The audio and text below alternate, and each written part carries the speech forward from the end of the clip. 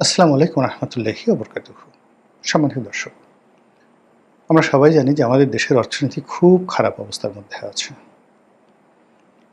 কিন্তু সত্যিকার অর্থে অর্থনীতিটা আসলে কতটা খারাপ অবস্থার মধ্যে আছে সে বিষয়টা হয়তো ইন ডিটেইলস আমরা অনেকে জানি না, অনেকে ভাবি না বা অনেকে বোঝারও চেষ্টা করি না। আমি যতটুকু জানি, যতটুকু বুঝি সেই বিষয়গুলো আপনাদেরকে ধীরে সুস্থে খুব সংক্ষেপে বর্ণনা করার চেষ্টা করব। বিষয়টি খুবই গুরুত্বপূর্ণ আপনার জন্য, দেশের জন্য, পুরো আমাদের সমাজ ব্যবস্থার জন্য। আপনারা জানেন যে মানুষের হাতে অর্থ না থাকলে মানুষ পশু হয়ে যায়। দরিদ্র মানুষের ঈমান নষ্ট হয়ে যায়। অভাবের তাড়নায় মানুষ সবকিছু করে। নিজের স্ত্রীকে বিক্রি করে, সন্তানকে বিক্রি করে, নিজের কিডনি, হার্টের বাল্ব, রক্ত থেকে শুরু করে এমনকি জীবনটা পর্যন্ত বিক্রি করে দেয়। এই হলো অর্থ।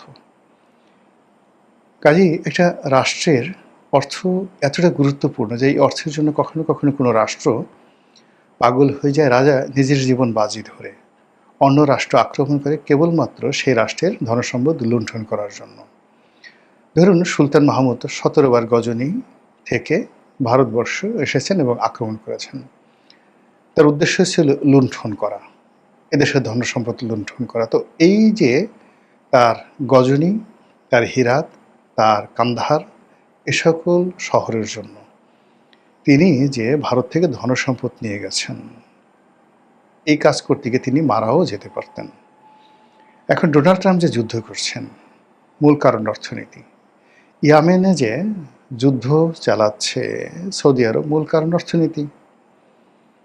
আপনি যদি ইউক্রেন এবং রাশিয়ার যুদ্ধ ধরেন, সেটাও কিন্তু অর্থনীতি।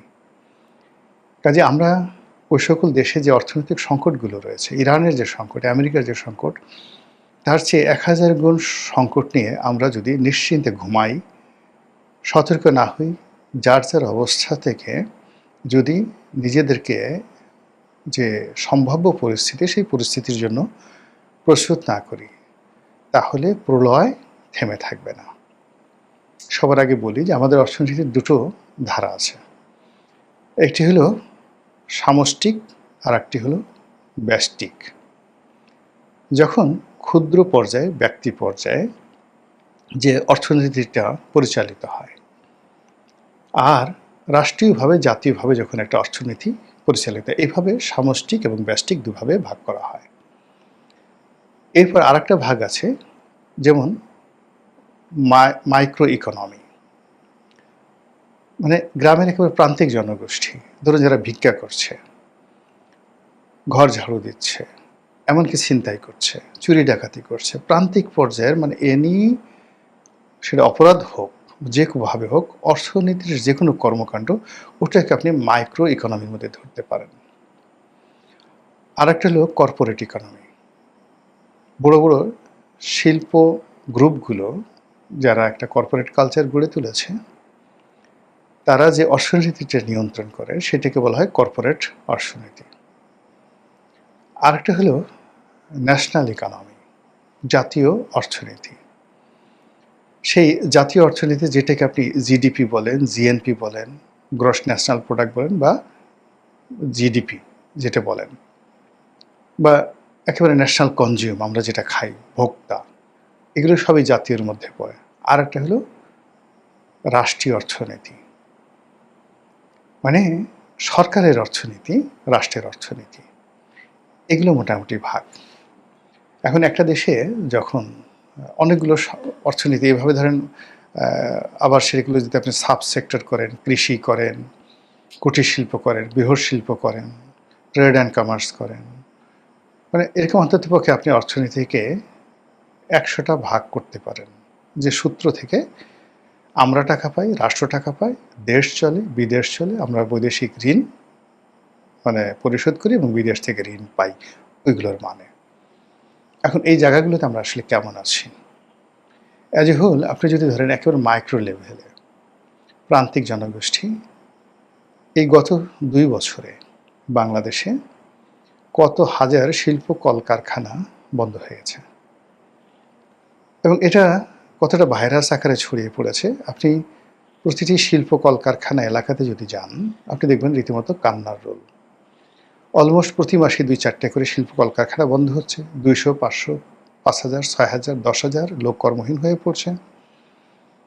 এর সঙ্গে বিদ্যুৎ বিভাগ জড়িত, মানে বাড়িওয়ালা জড়িত, বস্তির মালিক জড়িত, পাড়া মহল্লার দোকানদার জড়িত, ওয়ার্কার জড়িত, সব জায়গাতে রীতিমতো কান্নার রোল। যেমন ধরুন আপনি এর বাড়ি সাভারে, গাজীপুরে। এখন সেখানে আপনার একটা বাড়ি আছে বা আপনি থাকেন।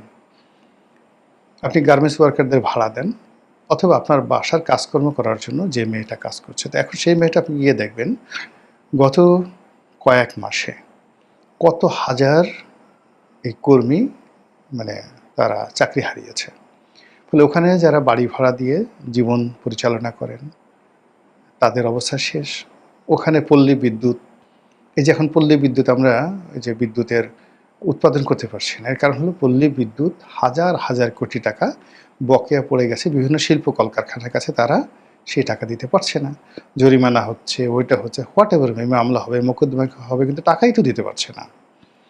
ব্যাংকগুলো দেলিয়ে হয়ে যাচ্ছে কেন? বিকজ ব্যাংক যে লোন দিয়েছিল সেই লোন সে রিপে করতে পারছে না। যে করবে সে মনের দুঃখে কখনো মরে যাচ্ছে, পাগল হয়ে যাচ্ছে, হার্ট কিডনি নষ্ট হয়ে যাচ্ছে, শেষ সম্বল বিক্রি করে যারা বেশি বড় তার দেশের বাইরে চলে যাচ্ছে, আর বাংলাদেশে যারা আছে তারা রুগ্ন শুগ্ন হয়ে পড়ছে।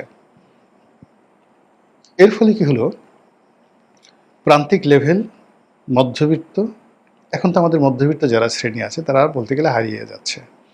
উচ্চবিত্ত শ্রেণী রীতিমতো ভিক্ষুকে পরিণত হয়েছে। ফলে সরকার যে সকল সেক্টর থেকে রেভিনিউ কালেকশন করে, আমদানি থেকে, রপ্তানি থেকে, ভূমি ব্যবস্থা থেকে, বাৎসরিক যে আয়কর থেকে, ইনকাম থেকে, এরপর সরকার আরও কিছু সেবা দেয়, সেই সেবার মাধ্যমে তারা যে রেভিনিউটা আর্ন করে, সেই রেভিনিউটা গত ২ বছরে শেখ হাসিনার জমানার চাইতে কাগজে কলমে আমার ধারণা অর্ধেকে নেমে আসছে।